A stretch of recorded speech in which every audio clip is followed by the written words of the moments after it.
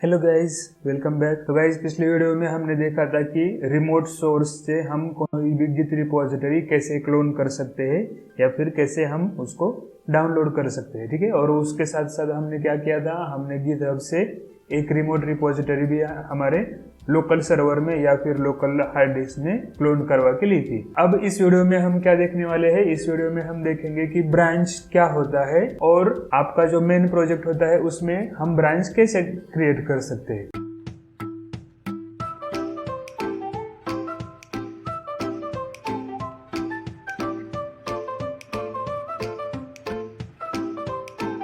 तो मैं सबसे पहले जाऊंगा हमारा जो पुराना वाला प्रोजेक्ट था, हमने जो शुरू से बनाया था ये न्यू ट्यूट वाला, तो वहाँ पे जाऊंगा। वहाँ पे मैं गिट बैश खोल लूंगा और यहाँ पे देखो, जब आप गिट बैश खोलेंगे कहीं पे भी और अगर वो फोल्डर ट्रैक हो रहा है, मतलब उसमें .git फाइल हमने क्रिएट की है, तब क्या आता है, उस फोल्डर का जो पाथ होता है उसके आगे लिख के आता है ये मास्टर। राइट, तो ये मास्टर क्या होता है, या फिर और जब हम सबसे पहली कमांड कौन सी चलाती है, सबसे कम पहली कमांड हम चलाते हैं गिट स्टेटस।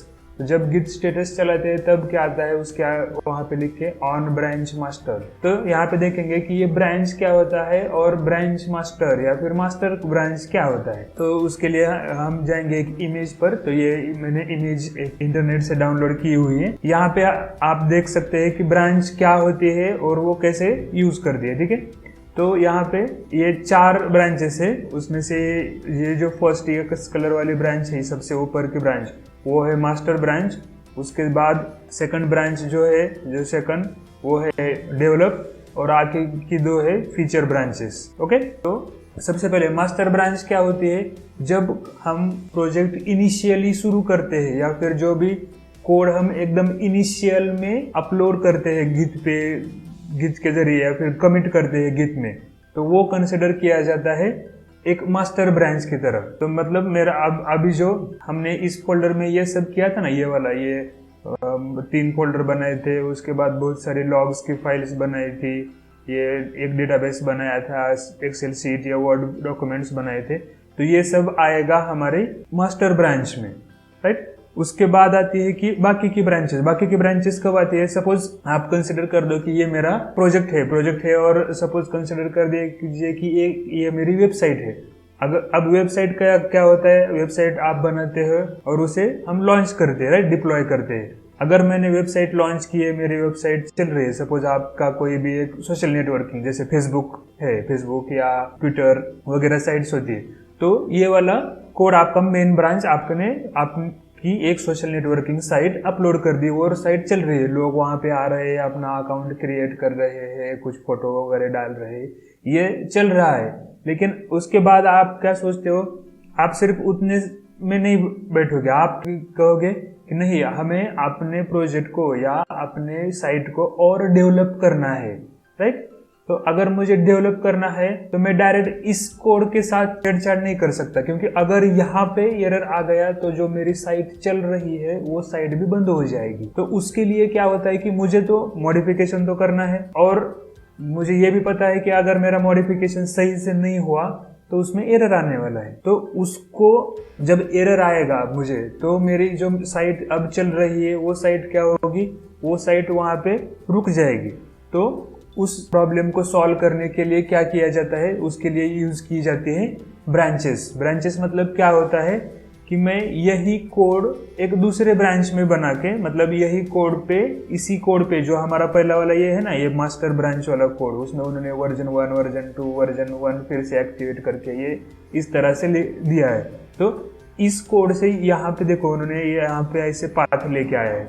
तो जो मेरा डेवलपर है या फिर फ्रंट एंड डेवलपर क्या बोलेगा, तो वो डायरेक्टली मेरे मेन प्रोजेक्ट पे काम नहीं करेगा। वो क्या करेगा फ्रंट एंड डेवलपर, कि वहां से एक नई ब्रांच खोलेगा और उस ब्रांच में मॉडिफिकेशन शुरू करेगा। तो जब वो उस ब्रांच में मॉडिफिकेशन करेगा तो क्या होगा, अगर उसको इस ब्रांच में गलती से एरर आ भी जाता है या फिर उसका जो एक्सपेरिमेंट है वो ट्राई कर रहा है वो अगर अनसक्सेसफुल भी होता है, तब भी मेरा ये वाला प्रोजेक्ट चलता रहेगा। मतलब मेरा जो मेन ब्रांच है, मेरी मेन ब्रांच वैसे की वैसे ही रहेगी, उसमें कुछ भी बदलाव नहीं होंगे। जो भी कुछ होंगे जो वो जिस तरह से देखो जैसे हमने पिछले वीडियो में इस प्रोजेक्ट में ये रिमोट वाली ब्रांच चेंज कर दी ना, ये ब्रांच हमने नेट से यहाँ पे क्लोन करके ली।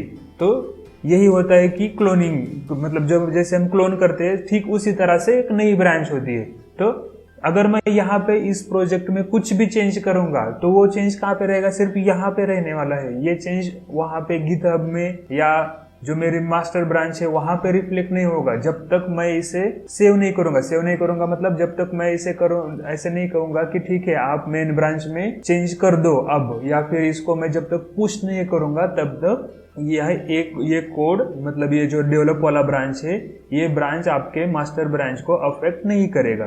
तो ऐसे केस में क्या होगा, वो डेवलप वाला जो है वो डेवलप करता जाएगा और जब उसे लगेगा कि हाँ मेरा डेवलपमेंट पूरा हो गया है और अब वो रन भी हो रहा है प्रॉपरली, तो हम उसको यूज कर सकते हैं। तब हम क्या करेंगे, तब हम इस ब्रांच को हमारी मास्टर ब्रांच के साथ मर्ज करेंगे। ओके, उसी तरह यहाँ पे देखो उन्होंने 2 फीचर ब्रांचेस भी चलाई है और ये एक ब्रांच उन्होंने यहाँ पे शुरू कर दी, उसमें कुछ कोड किया, मतलब मॉडिफिकेशन किया और उसको यहाँ पे मर्ज भी कर दिया।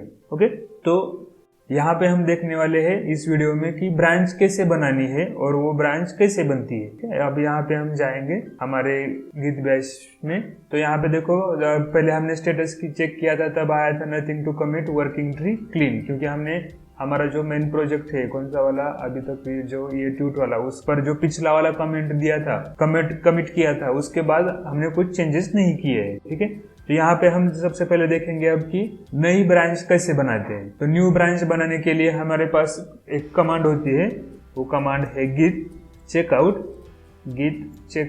-b मतलब -b मतलब न्यू ब्रांच, और उसके बाद आपको देना होता है आपके ब्रांच का नाम देंगे डेवलप। राइट, तो हमने नाम दिया है डेवलप उस ब्रांच को और मैंने प्रेस किया एंटर। तो जैसे ही मैं एंटर करता हूँ, अब देखो अब क्या चेंज हो गया। अब मुझे क्या मैसेज यहाँ पे लिख के आ गया, यहाँ पे मैसेज लिख के आ गया switch to a new branch develop, और पहले यहाँ पे लिख के आता था मास्टर, अब यहाँ पे लिख के आ रहा है डेवलप।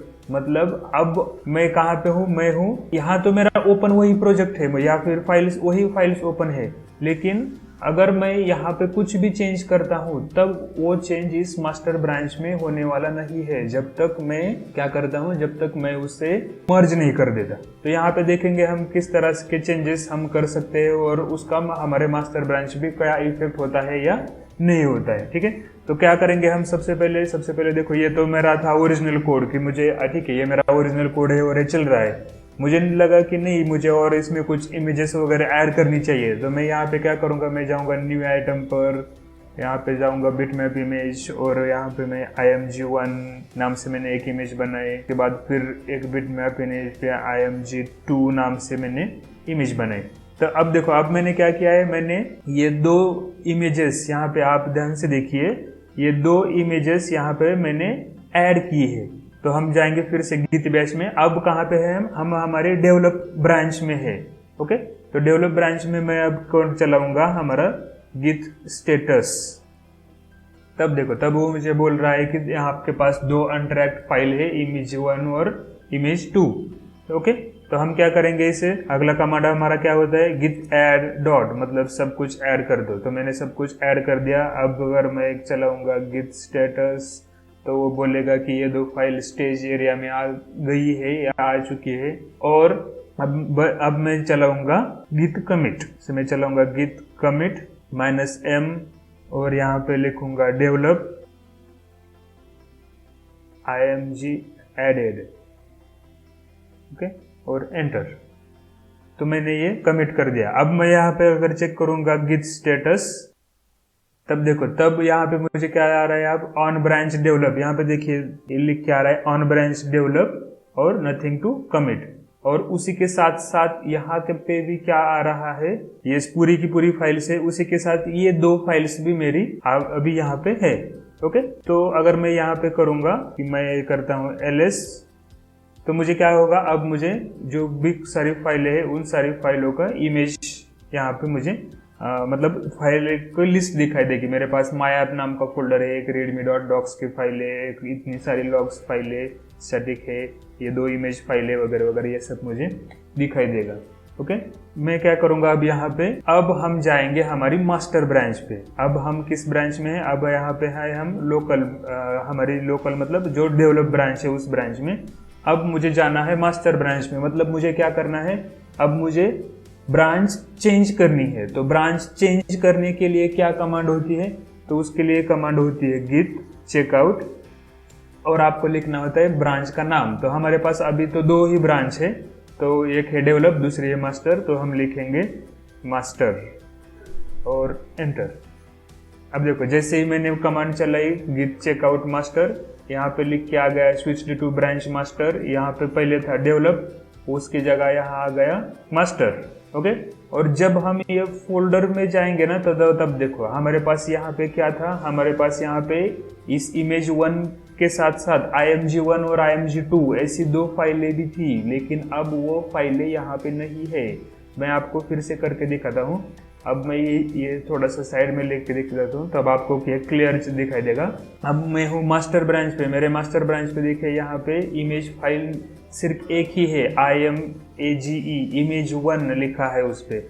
मैं कमांड चलाता हूँ git checkout, और हमें जाना है डेवलप ब्रांच पर, तो ब्रांच का नाम लिखेंगे DEVELOP डेवलप। और जैसे मैं एंटर करता हूँ तब देखो, तब यहाँ पे ये img1 और img2 ये 2 फाइल आ गई, और मुझे यहाँ पे लिख के भी आ गया कि स्विच टू ब्रांच डेवलप, यहाँ पे भी लिख के आ गया डेवलप। तो आशा करता हूँ गाइज आपको समझ में आया होगा कि ब्रांचिंग क्या होता है और ब्रांचिंग क्यों करना चाहिए और कैसे करना चाहिए। So thank you for watching the video.